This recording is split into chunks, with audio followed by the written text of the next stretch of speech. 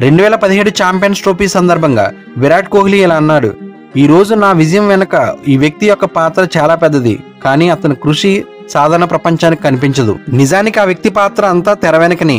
అతను భారత క్రికెట్ జట్టుకు ప్రాక్టీస్ సెషన్లో వెన్నెముక. ప్రాక్టీస్ సెషన్లో నిరంతరాయంగా మన దిగ్గజ బ్యాటర్లకు బౌలింగ్ చేసి అతని టీమిండియా త్రోడౌన్ స్పెషలిస్ట్ రాఘవేంద్ర ద్వివేది. ఉత్తర కన్నడ జిల్లాలోని కుంట అనే కుగ్రామంలో పుట్టిన రాఘవేంద్ర ఒక కారణంతో భారత క్రికెట్ జట్టుకు వెన్నెముకగా పేరుగాంచాడు. 2011లో త్రోడౌన్ స్పెషలిస్ట్ గా భారత జట్టులో చేరిన రఘు గత దశాబ్దంలో ప్రాక్టీస్ సెషన్లో కనీసం 1 మిలియన్ బంతులు విసిరి ఉండొచ్చు.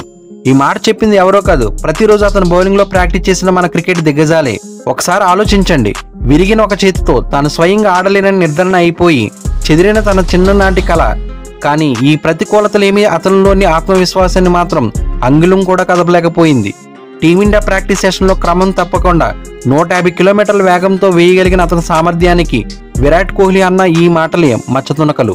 నెట్స్లో రఘు యొక్క 150 కిలోమీటర్ల వేగంతో డెలివరీలను ఎదుర్కోవడం వల్ల నిజమైన మ్యాచ్లో వేగవంతమైన బౌలర్లు మీడియం పేస్ బౌలర్లకు కనిపించేవారని కోహ్లీ అన్నారు.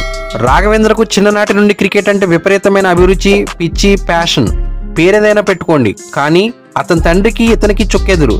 అతనికి క్రికెట్ అంటేనే ఎలర్జీ. ఇలా రోజులు గడుస్తుండగా అతని క్రికెట్ పిచ్చిని జీర్ణించుకోలేని అతని తండ్రి ఓ రోజు ఇలా అడిగాడు, నీకు ఇల్లు, చదువు, జీవితం కావాలా లేదా క్రికెట్ కావాలా? రెండో ఆలోచన లేకుండా చేతిలో కేవలం 21 రూపాయలతో ఇంటి నుంచి వెళ్లిపోయాడు. వారం రోజుల పాటు హుబ్లీ బస్టాండ్ లో పడుకున్నాడు. అక్కడి నుండి పోలీసులు తరిమి కొట్టడంతో 10 రోజుల పాటు సమీపంలోని దేవాలయంలో ఆశ్రయం పొందాడు. కానీ కొన్నాళ్లకు అతను అక్కడి నుంచి కూడా బయలుదేరవలసి వచ్చింది. ఆ తర్వాత సమీపంలోని శ్మశాన వాటికి అతని ఇల్లయింది. 4.5 ఏళ్ల పాటు రాఘవేంద్ర శ్మశాన వాటికలోని తిన్నాడు, పడుకున్నాడు. అదే సమయంలో అతని కుడి చేయి విరిగి క్రికెట్ ఆడాలని అతని కలలు చెల్లాచెదురయ్యాయి.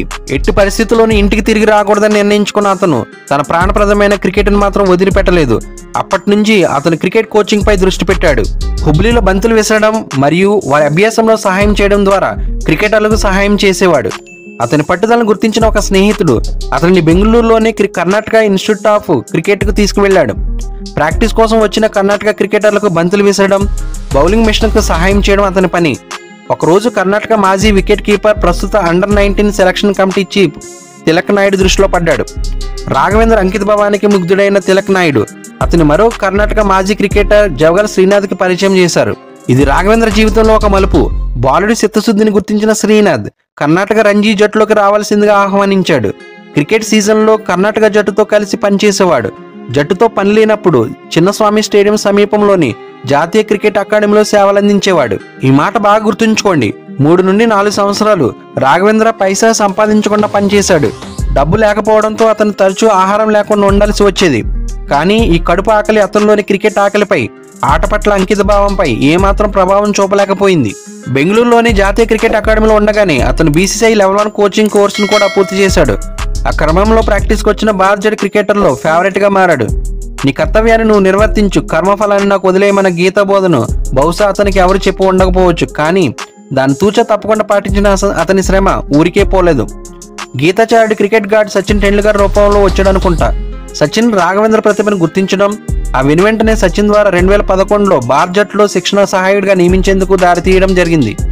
ఇక అప్పటి నుంచి గత 13 సంవత్సరాలుగా జట్టు విజయంలో రాఘవేంద్ర ముఖ్యమైన పాత్ర పోషించాడు.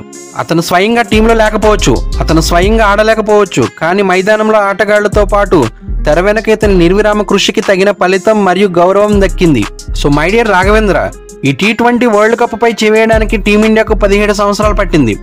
ఇటువంటి వరల్డ్ కప్ పై చేవేయడానికి నీతో ఉన్న కోచ్ ద్రావిడ్కు 50 సంవత్సరాలు పట్టింది. ఇక్కడే ఇంకో మాట చెప్పుకోవాలి. వన్డే వరల్డ్ కప్ గెలిచిన ఆస్ట్రేలియా ఆటగాడు కప్పుని కాలు కింద పెట్టి క్రికెట్ ఆటను అవమానించాడు. కానీ అదే కప్పుని గెలవడానికి కారణమైన ఒక అనామక వ్యక్తిని సాక్షాత్తు దిగ్గజ ఆటగాళ్లతో పాటు టీం కోచ్ కూడా టీం విజయోత్సాహంలో మర్చిపోలేదు.